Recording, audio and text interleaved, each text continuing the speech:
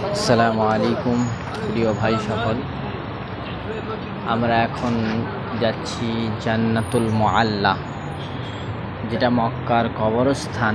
ওই কবরস্থানে প্রবেশ করছি। এইখানে হযরতে মা খাদিজাতুল কুবরা রাদিয়াল্লাহু তাআলা আনহার কবর রয়েছে এবং অন্যান্য সাহাবাদেরও কবর রয়েছে। আমি শুনেছি এখান থেকে হযরতে মা খাদিজা রাদিয়াল্লাহু তাআলা আনহার কবর থেকে জান্নাতের ঘ্রাণ পাওয়া যায়। অনেকে পেয়েছেন।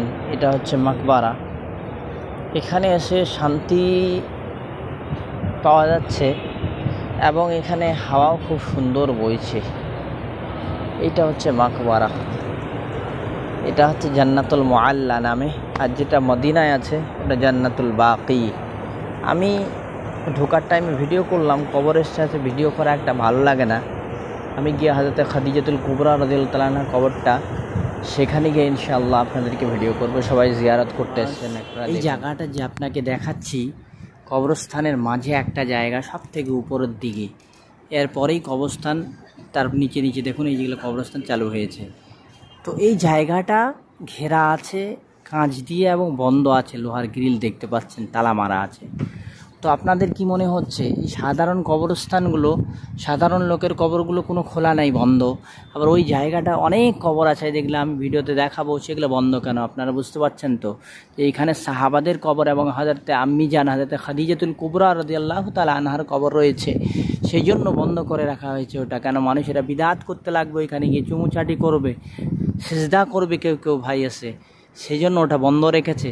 আপনারা দেখতে পাচ্ছেন গেটের মধ্যে তালা দেওয়া আছে। তো এটাই এইখানেই আমি দেখালাম কবরের অংশটা। এখানে হযরতে আম্মি জান হযরতে খাদিজাতুল কুবরা, অন্যান্য সাহাবারা, বড় বড় সাহাবারা শুয়ে আছেন। তো আল্লাহ তাআলা সবাইকে উচ্চ থেকে উচ্চ জান্নাতের মর্যাদা দান করুন। এবং আপনারা সবাই যখন ভিডিওটা দেখবেন, এনাদের জন্য সবাই কিছু না কিছু বক্সে দেবেন এবং কি করবেন, আপনারা সবাই এনাদের জন্য দোয়া করবেন। আল্লাহুম্মা আমিন। প্রিয় ভাই সকল, এটা হচ্ছে হযরতে খাদিজা রাদিয়াল্লাহু তাআলা আনহার কবর। যতদূর সম্ভব এটাই হতে পারে। দেখুন কাঁচ দিয়ে করা আছে।